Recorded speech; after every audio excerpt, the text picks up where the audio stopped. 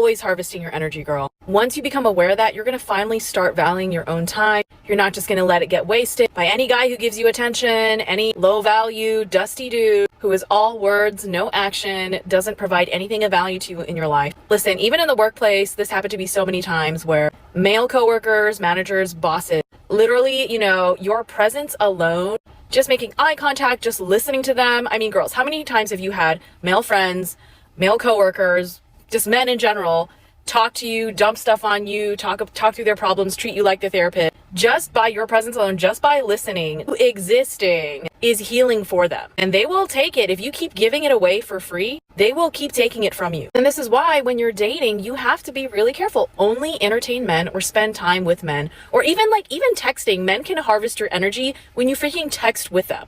They could be across the globe. They could literally be in another dimension, and they could harvest your energy through your attention, through your aura, just your consciousness. If you put your consciousness and you think about that man at all, he is harvesting something from you. Okay, mark my words. When you realize this, like I did, girl, you're going to become free. You know why? Because all of the energy, all of the attention you were giving away to these men, you're finally going to be able to turn that energy back to yourself and nurture yourself, level yourself up, heal yourself. So don't entertain men who don't show through action that they want to provide for you something in your life, something tangible. Do not give your energy away to men for free. I say this with full love for men.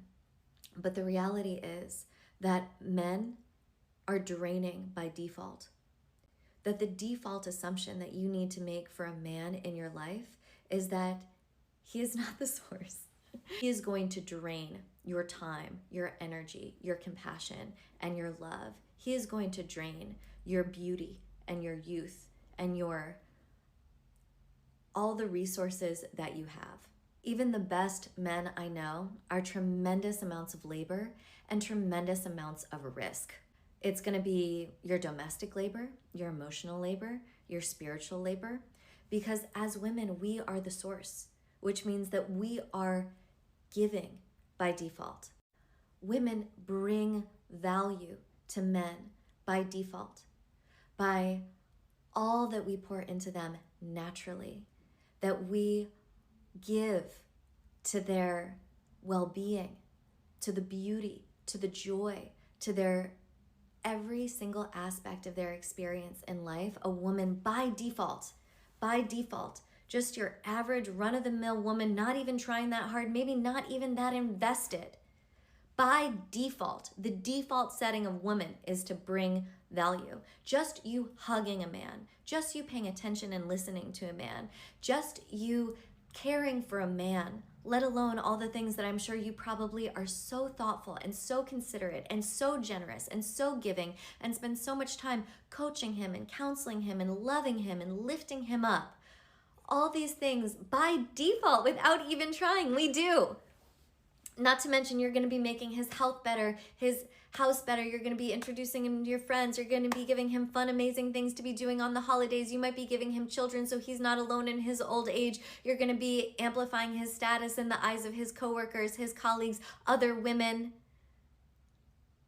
He is touch-starved. He is lonely. No one is paying attention to him except you. Because you are doing these things, he has that in his life, and that is so valuable, and men are draining by default.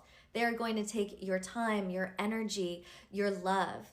And the way that they counterbalance this is if a man starts pouring back into you by appreciating you as the source. That is how this is balanced, is a man who recognizes that you are the source and pours into you, sees you, loves you, uplifts you, appreciates you. And that is the only way that this value exchange is made right and true and honest, is by him recognizing you as a source, appreciating you for everything that you're doing, and honoring that sacred exchange. And when you are assessing a man in your life, do not close your eyes to this value exchange and really assess reality. I wondered why you feel so much lighter when you break up with a man. It's because he was harvesting your energy. I mean that in the full meaning of the word, he was harvesting your energy. This was a practice in ancient times, and men subconsciously do it now. And it's why they freak out when you leave. It's why men propose if you go away on a trip. They know subconsciously the difference in their lives. They feel it energetically when you leave. We as women don't really grasp our full power because we're in it dominant all the time. We know how it feels to have these intuitive healing qualities.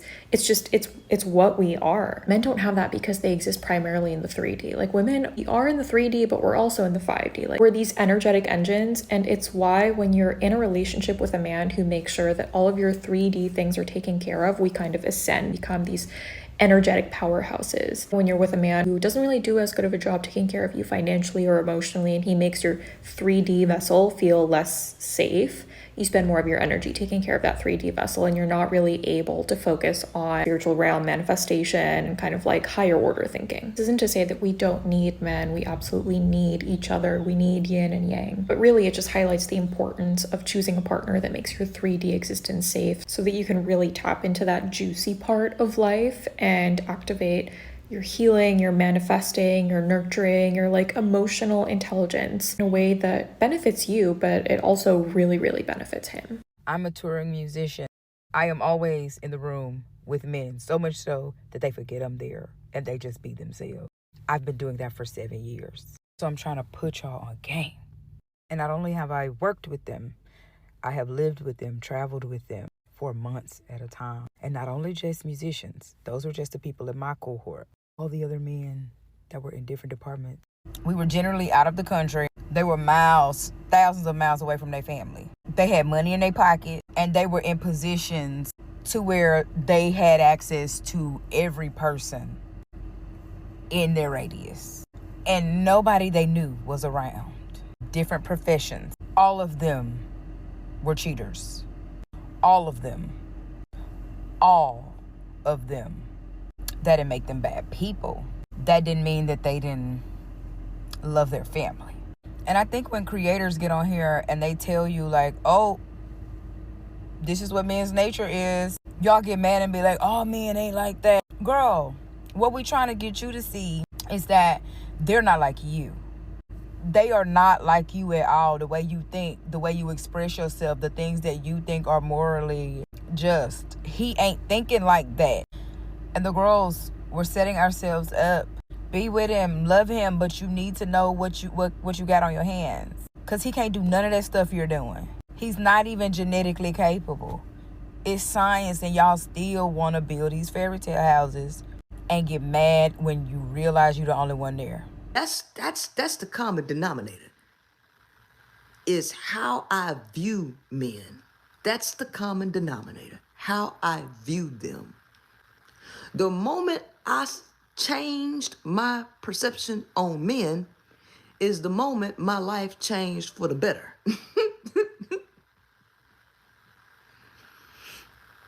And all of these motherfuckers vanished.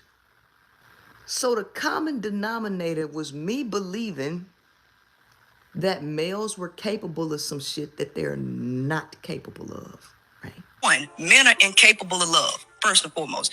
We can't get off this subject. I gotta ask you a question. Are you in love with your wife? No. Neither. What? I don't believe in that shit anyway. It's Okay. It's overrated. No. Listen. Then why? Listen. Okay. See? Now you explain that shit to me then. I had a feeling. No, I'm not in love with my wife. I told a girl the other day, our bodies don't even tell us to love y'all. It tells us to fuck y'all. It's like saying, our brains don't say fall in love. It say her and I'm get some of that kind, and then I'm try it. Like our bodies tell us to go and get somebody else. I mean, women should never know how guys think, for real. It's not a good thing. Because as savage as women can be, dudes are worse. The reason why we're worse is because we don't care, right? And then there's like women who have this hope of finding a really great guy that'll love them and care for them and all this other shit.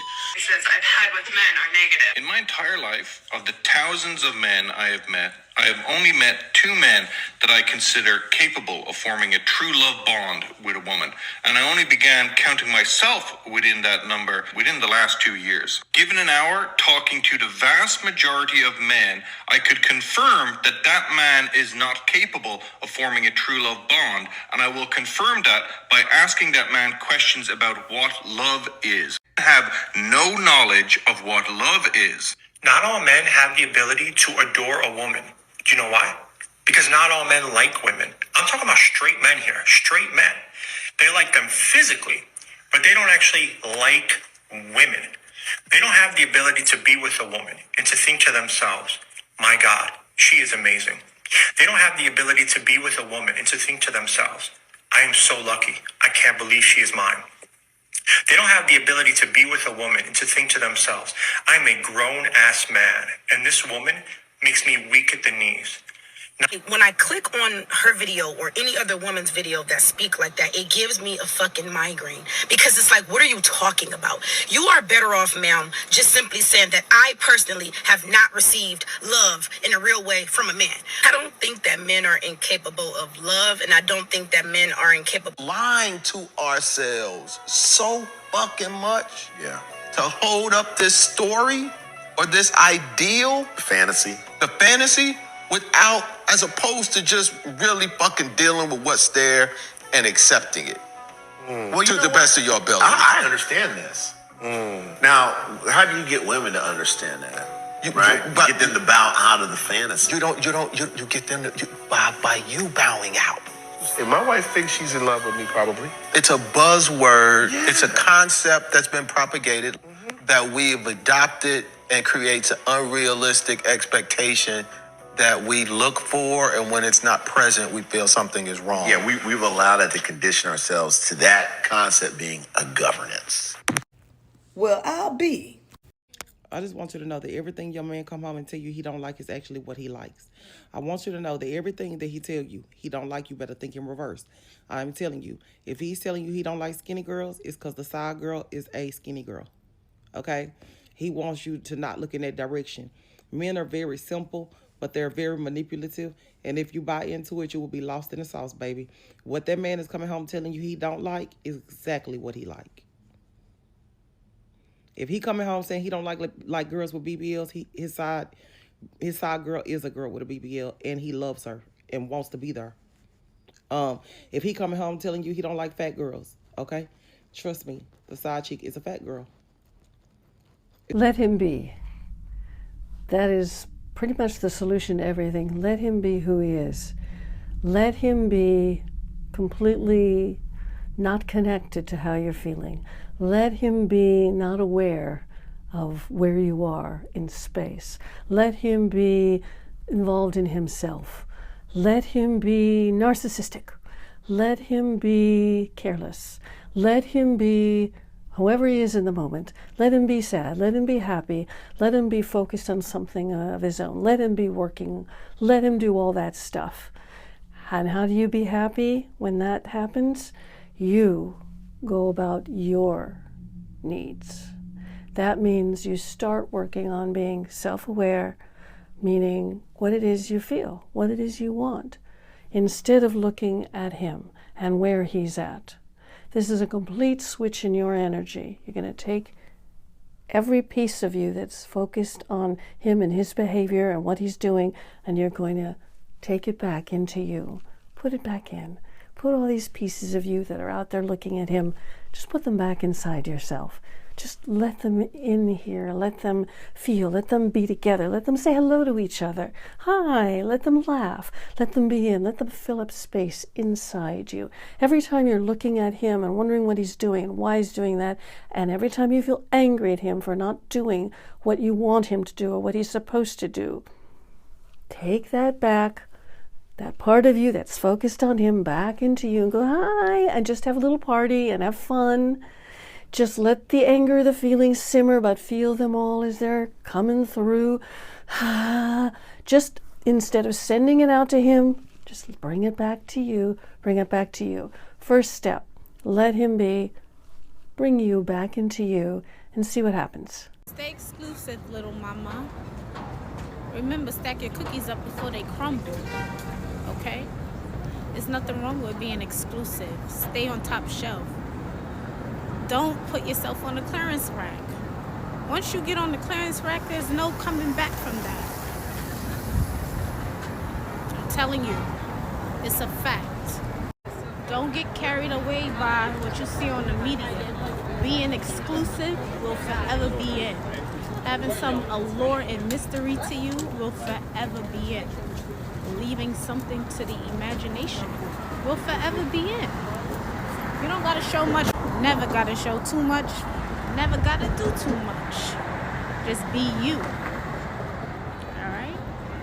This video wasn't meant to scare you or deter you away from men. I've said this before, I love men, we need them, they're amazing. I think it's just best that we stop lying to ourselves and creating these fantasies and deal with who we actually are as women and who men actually are as men. I think that we can make a lot of magic together, but women, we have to get back into the throne of power. We have to sit back in our coochies and back in our hearts and move from that place. You know, the world needs us, kids need us, you need you, and yeah, I am just a big proponent of women. You are so valuable inherently as who you are. No man, no person, no government agency, no nothing in this world can take away from the fact that you are the truth, that you are the source, and that you are God embodied. Okay? I love you guys so much, and take care. If the earth is a woman, if the sea is a woman, I know God is a woman. If a man needs a woman, if we all love a woman, then shall we respect our woman?